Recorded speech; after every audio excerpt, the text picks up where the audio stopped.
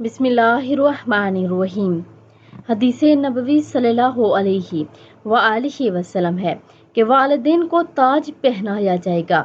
نبی کریم صلی اللہ علیہ وآلہ وسلم نے فرمایا کہ جس شخص نے قرآن پڑھا اور اس کے مطابق عمل کیا تو روز قیامت اس کے والدین کو ایک تاج پہنایا جائے گا جس کی روشنی تمہارے دنیا کے گھروں میں چمکنے والے سورج کی روشنی سے زیادہ اچھی ہوگی۔